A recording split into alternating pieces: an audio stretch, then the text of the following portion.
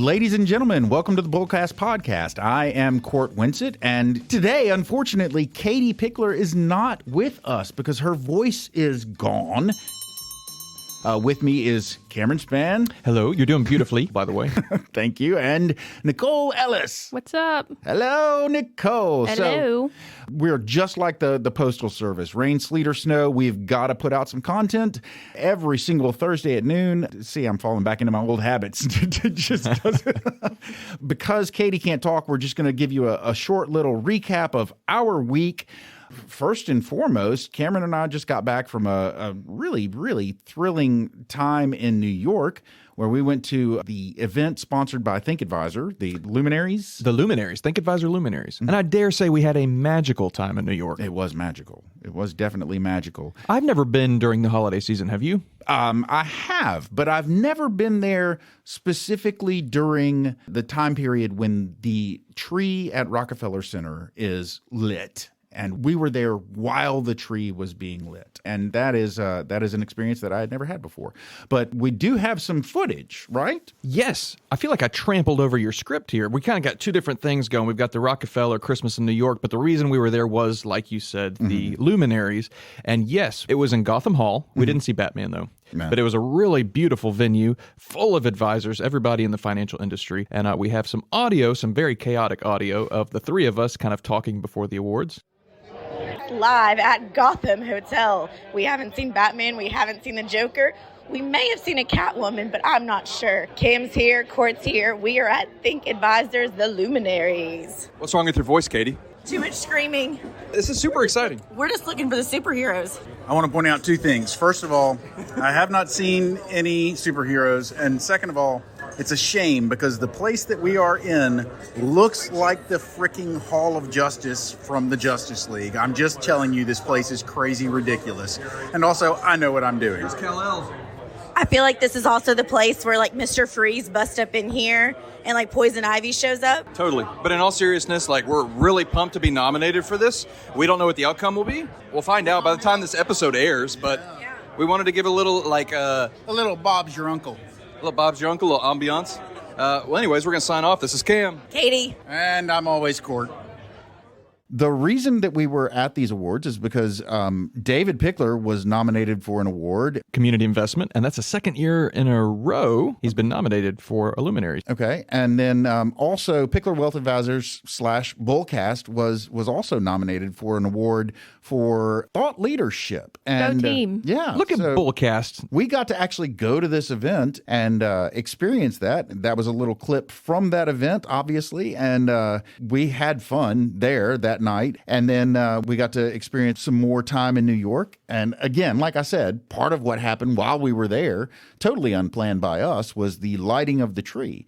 And New York, right, we can all agree, the greatest city in the world, right? Yes. Right. Okay. So The Schuyler sisters had it right. yeah, absolutely, 100%. One of the things about New York is, in my opinion, one of the most magical times in New York is during the Christmas season. Sure. And, obviously it gets a lot of airtime during the Christmas season because of Rockefeller Center and the tree that is placed in the plaza outside Rockefeller Center. And that was actually, the tree was lit while we were there. That was an experience that I had never actually had before. I've never seen so many people in my life. It was a lot of people. We had reservations at a restaurant the night of the lighting, and Abby, my wife, came with me, and we were kind of all in different areas. We were all going to meet at the restaurant, so Abby and I walked it, and just trying to get through all of the road closures and people was insane. I felt like I was in Tokyo. There were barriers. There were police everywhere. It was hectic. It was crazy. Wouldn't trade it for anything. Oh, no. It was an experience. Sounds wonderful. Yeah. And can I just say, Sure. while I was not in New York, I You were was not. here in Memphis, and after the tree lighting, there was a special called Christmas at Graceland on about NBC, and it was incredible. Riley Keough put it on, Elvis's granddaughter, and this is the first event they've had since she has taken over the estate. And they did some wonderful covers. Like Lana Del Rey was there, Casey Musgraves, Post Malone. He did a good job. He jumped in the pool afterwards. Whoa. Wow. Is that allowed? So, I who guess knows? so. We'll see if it is now. Just want to give a little shout out to Memphis for putting on. It was a really good event, and you should go watch it if you haven't seen it yet. Very cool. Back to New York, though, because this is not a podcast about Memphis. This is a podcast about, technically, it's a podcast about finances. But since we don't have our fearless leader here, we're just going to talk about New York. And because we're talking about New York, because we're talking about giving you a little history of the Rockefeller Christmas tree, we thought it would be fun to do our list. We're going to do a list this year that is our top 10 Christmas movies, but we thought it would be fun to kick off the top 10 Christmas movies with a movie based in New York. Cam, you want to kick that list off? I would love to. All of my favorite Christmas movies, well, most of them are in this list, which I think is interesting. Number 1 is Home Alone 2, Lost in New York, and I think Home Alone 2 and Home Alone 1 are almost equal in my opinion. Yeah, the first is great. It kind of kicks things off, but the second one is right up there with it. And the fact that it's in New York, you got the Pigeon Lady, you got a cameo by Donald Trump. I mean, it's great. I feel like probably most of our listeners have seen that movie. It's a classic. Oh, yeah. Yeah. Did you used to pretend you were Kevin as a kid and set up traps? Yes. Okay. And I used to have the talk boy that he had Oh, cool. that changed your voice. I will say it's absolutely a bananas kind of a screenplay, I guess, for the whole series. That the fact that they would leave their child so many times in a row, most parents would be paranoid and double check that child is with them. But whatever, it makes for a great movie. So many kids, you know, Yeah. And plus, as many people have pointed out, pretty sure the dad was up to some sketchy business. Some kind of because- drug ring. Yeah, listen, that guy, he was making bank to be able to support that family in that house in Chicago. That was crazy. What's the next one on the list? Next on the list, I think I'm the only person in this room who likes the movie Elf. Buddy travels to New York to meet his father because he was taken away into the North Pole when he was a baby, and chaos happens. And I think it's funny. I think it's because I remember going to see it as a kid in the movie theaters. And It's a polarizing movie for a lot of people. My wife loves it. I do not like it. yeah. You see, the thing is, it's Will Ferrell. I'm not a big Will Ferrell fan. I mean, I'm not saying that I dislike him, but I just don't think his particular brand of comedy is my Cup of tea. Cup of tea, exactly. Okay, next on the list is actually one of the greatest movies ever, Miracle on 34th Street.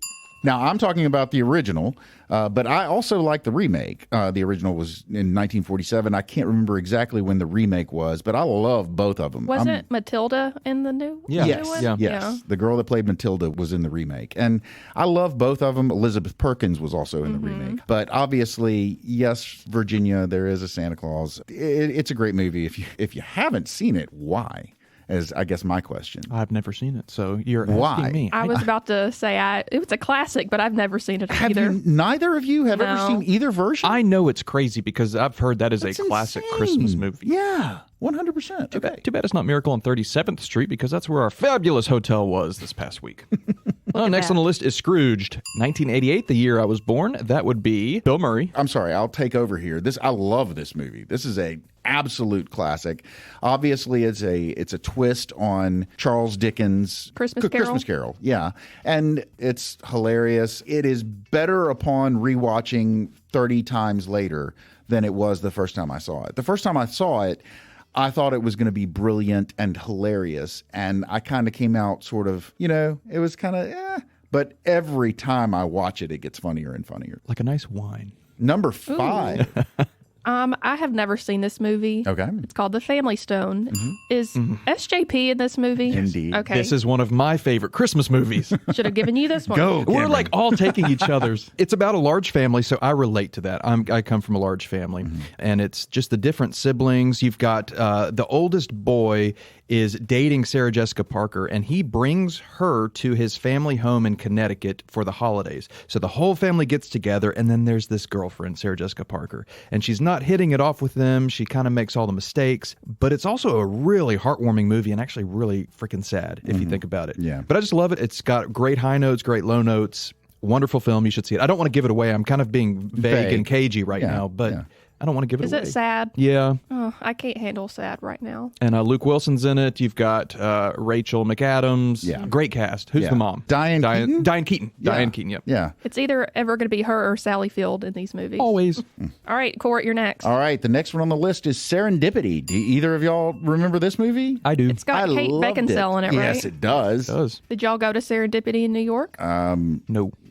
No. Well. But it's got John Cusack and Kate Beckinsale, and it is. I loved it. It's one of those movies that I loved when I actually saw it in the theater. I loved it the first time I saw it, and I don't know if it's held up or not, but it was good. Next, Cameron. Next would be The Holiday. Man, we are all screwed up love here, aren't this we? movie. Holiday's one of my favorite Christmas movies. It's one of those movies that has a lot of characters that kind of come together in the end into one storyline. Do you know what I'm talking about? There are those movies out there that are like that. And so you've got these 4 people. They end up like becoming couples. Yeah. Yes. Yeah. But 2 of the 4 are siblings. They do not become a couple, but they... Cameron Diaz, Jude Law, Jack Black, and Kate Winslet are the main actors in this Yes. movie. It's helpful for me to say this. The reason it's called The Holiday is because that's what you call vacation in England. Kate Winslet's character and Jude Law's character are from England. And then you've got 2 people, Cameron Diaz and Jack Black, who live in Los Angeles. And they kind of swap homes. 2 of the people do. The And women. The women do. The women swap, and then they fall in love with the Well, men. I mean, watch the movie, Magic guys. happens. Do you Watch think the I can movie. travel to England this winter and fall in love with Jude Law? 100%. I'm obsessed with the little cottage she stays in. Oh, So yeah. cozy. That's man. And Jude Law. so picturesque. Ridiculous. Mr. He's Napkin so Head. dreamy. Okay. Next. On the list is Die Hard. Yes. This is Christmas movie. controversial. Is it Christmas? I say it is. It takes place during the Christmas season, so obviously right there it's got a definite Christmas feel to it, but obviously people are split about whether or not it is a Christmas movie. I have never specifically sought out and watched Die Hard at Christmas time, and I feel like to be a Christmas movie, it has to be a movie that you want to watch at Christmas, and I've never really felt inclined to watch this specifically at Christmas. So I'm kind of in the no, it's not a Christmas movie camp, but I'm also not willing to really fight about it. So, okay, that's exactly where I am. People are like, it's Christmas, it's not. And I just don't care enough. Yeah. I've seen it. It's a good movie. I don't think I would consider it a Christmas movie. I don't really care either, to be honest. We're all just I'm just blasé about it. Okay, so next movie on the list is actually, when people ask me what my favorite Christmas movie is, I never really know how to respond to the question. But then 10, 15 minutes later, I always remember that one of my favorite Christmas movies is Love Actually. And again, you're talking about a story where you've got multiple different stories going on at the same time, and everything sort of comes together in the end. I love this movie. There are people that hate this movie, but I think it is undeniably a Christmas movie. And it's one of my, well, not one of my favorites. It is my favorite Christmas movie for sure, 100%. I'm going to stand outside your office with signs and just write the funniest things on them and just... Funnily enough, love you, that is one of the elements of the movie that people dislike the Yeah. most. When people talk about hating the movie, if they're the people out there that don't like the movie, one of the things that they talk about is that stalker scene with Andrew Lincoln. So, but listen, I thought the whole thing was, I loved it all. So I'm great with that. And finally, number 10. Wrap it up, Nicole. A Christmas Carol with Scrooge and Tiny Tim. Classic Christmas. I like the Muppets one. Yeah, I It used is. to. I used to go see A Christmas Carol at Theater of Memphis every year on a field trip, so I've kind of like worn myself out on it. But it's good. It's a classic story. I will say, there's the list. Good job. I thought you were going to continue on Christmas carols. Like, oh, we're done. We're done. Again, ladies and gentlemen, what we're talking about today is the Rockefeller Plaza Christmas tree. When did the Rockefeller Plaza Christmas tree actually become a thing? It's actually been around for a while, almost a century. Back in 1933 was the first time that a tree was erected in Nakatomi, in Rockefeller Plaza.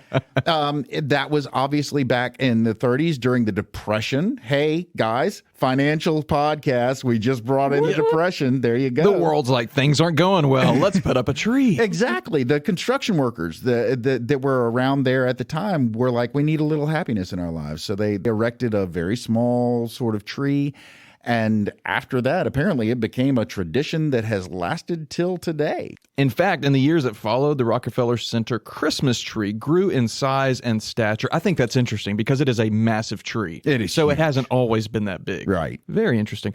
Becoming a beloved symbol of the holiday season, the tree is now chosen by a team of experts who carefully select it for its height, shape, and overall beauty. Is it cut in upstate New York, or does it come from a neighboring state? I'm not sure if they have a specific state where it has to be cut from. For instance, the tree this year in 2023 was an 80-foot Norway spruce that was brought from a family farm in Queensbury, New York.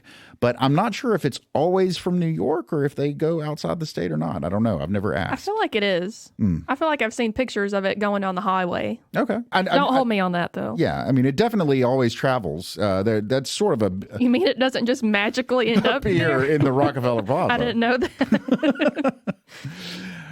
So it's actually estimated to cost hundreds of thousands of dollars, which I could have told you that. I mean, look at all the lights on Yeah. that tree. I mean, there's 50,000 LED lights on it. Yeah. Can you imagine? Listen to this. One of the things that's interesting is we were actually in New York in November last year on business, and we were there at the time. The tree had not yet been lit; it was being erected, and they build scaffolding around this mother. I mean, it is a project to get this thing erected, get all the lights put on it, get everything. I mean, it is a major undertaking to get this thing done. So it's a pretty impressive undertaking. The tree is watered, fertilized, and inspected daily to ensure that it just remains as pretty as can be. That's interesting. I wonder whose job that is. Maybe like Parks and Rec or something. Yeah, probably. Water the tree. New York Parks and Rec. Yeah. Seems like something they would do. And think about all the tourism it brought in. Like you guys were there for an award show. The sheer amount of people there. Yeah. I mean, One of the comments that I made the night that the tree was being lit was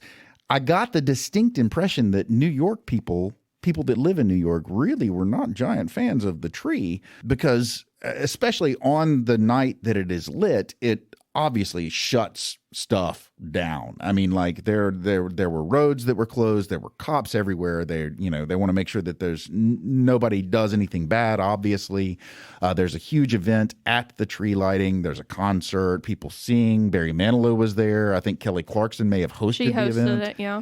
So it's a big deal, and there's a lot that goes into obviously that entire night. But it is a big inconvenience for New Yorkers, but it's also a huge revenue generator for the city. I mean, it brings in a ton of tourists. Yeah, it says it generates billions each year. I mean, it wouldn't surprise me. I don't have any hard facts on that, but it seems like... We're going to say it does. Yeah, absolutely. Say it authoritatively. Cameron, say it. billions. Billions. Okay, so the presence of the Christmas tree transforms Rockefeller Plaza into a winter wonderland. Cameron, you can attest to that, right? I mean, it is magical. Yes. New York in general, you've got the Macy's windows, which I got to see. Then you've got the Saks Fifth Avenue windows, which were insane. It almost puts the Macy's windows to shame. And then you've got the tree and all the lights everywhere. It's just like, whoa. And it snowed when we were there. It snowed that day. Yes. Did y'all go figure skating? No, I hate ice skating. The skating rink at Rockefeller Plaza, there are bigger rinks in different parks in the city, but I think it is kind of an iconic skating rink. Sure. I mean, you've seen it on multiple TV shows What and was movies. it, Hawkeye, when they had that massive fight? Yeah, Oh, yeah. That was so cool. So, there are everybody, I think probably most people are very familiar with Rockefeller Plaza, with the tree, with the skating rink, with that giant golden statue that's in front of the Rockefeller statue. If we're to believe the statistics that Google has given us, it draws like 6 million visitors per year just coming to see the tree. That's crazy. That's crazy numbers. So obviously there's an impact on businesses. Obviously, probably businesses around Rockefeller Plaza this time of year see an increase.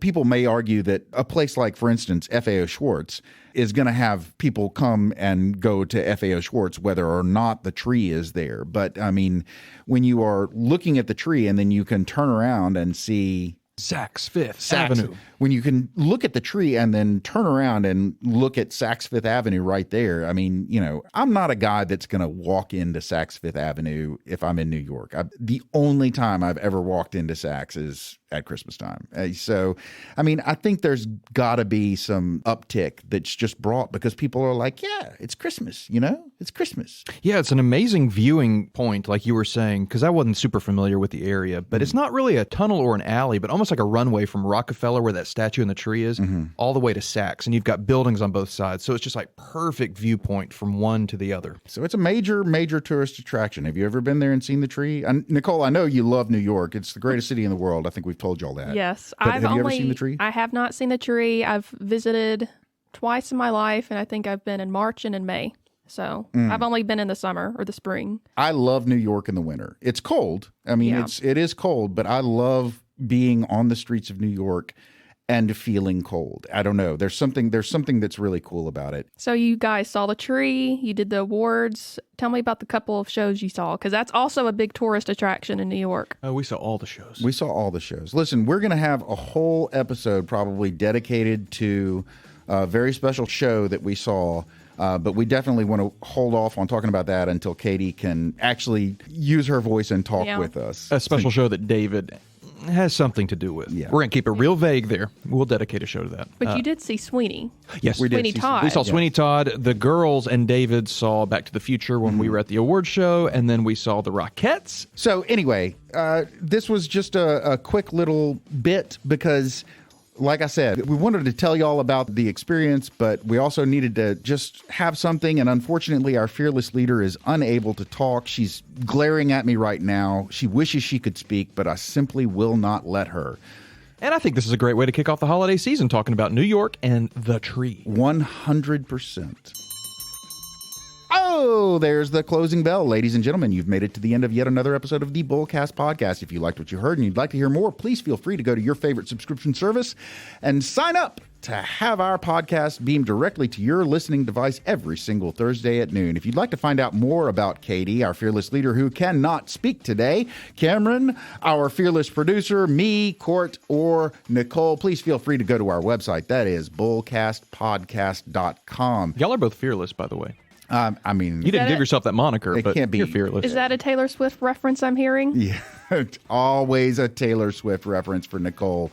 If you'd like to drop a comment or suggest a topic you'd like to hear us talk about, feel free to do that on the site. We also have an Instagram handle that's at BullCast Podcast and an X handle that's at BullCast Podcast as well. We have a Facebook page that's BullCast the Podcast.